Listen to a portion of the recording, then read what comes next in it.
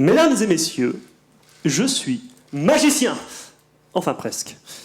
C'est vrai quand on y pense. Les magiciens sont avant tout des scientifiques qui maîtrisent parfaitement les lois de la physique et surtout de l'optique et qui connaissent sur le bout des doigts leurs expériences.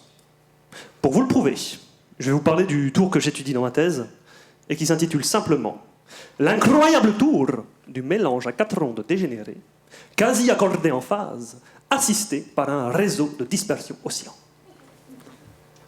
On est d'accord que dit comme ça peut paraître compliqué. Mais je vous fais confiance, vous allez vite comprendre. Pour ce tour, mesdames et messieurs, j'ai avant tout besoin de lumière. De beaucoup de lumière. Et pour ça, rien de mieux qu'un laser qui peut fournir une puissance considérable. Entre nous, un laser, c'est avant tout un réservoir de photons. Vous savez, les photons, ce sont ces minuscules grains qui composent la lumière. Eh bien, imaginez que mon laser peut en fournir quelques milliers, de millions, de milliards chaque seconde. Encore plus fort, ils ont tous strictement la même couleur. Vous savez bien, on dit aussi qu'ils sont sur la même longueur d'onde. Et ici, ils sont jaunes. Maintenant, ouvrez bien les yeux, voilà mon tour. Je fais donc passer ces photons au sein d'une fibre optique. Alors pour la fibre, imaginez simplement un cylindre de verre d'une centaine de mètres de long, mais aussi fin qu'un cheveu. Vous imaginez un peu? Très bien. Maintenant, pour que mon tour fonctionne, on n'utilise pas n'importe quelle fibre de verre, ça serait trop facile. Non, il faut que son diamètre varie régulièrement. Alors c'est peut-être un détail pour vous, mais pour les photons, ça veut dire beaucoup.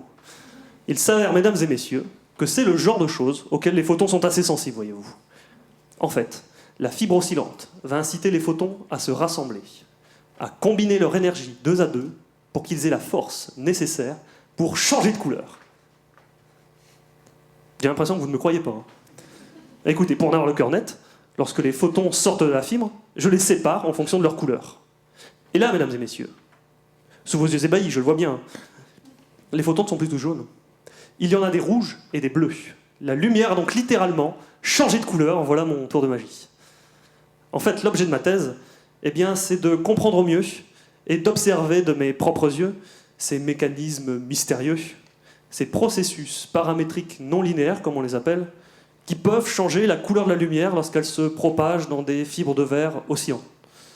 Un des objectifs, eh bien, c'est qu'en maîtrisant et en apprivoisant la magie derrière ces processus, nous serons capables, entre autres, de créer des sources laser de n'importe quelle couleur. J'adorerais vraiment vous en dire plus à ce sujet, mais malheureusement, comme vous le voyez, je n'ai plus beaucoup de temps. Et puis je voyais que vous étiez très intéressés, je suis assez déçu. Malheureusement, comme vous le savez, un bon magicien, avant tout, ne révèle jamais tous ses secrets. Merci. François Coppi.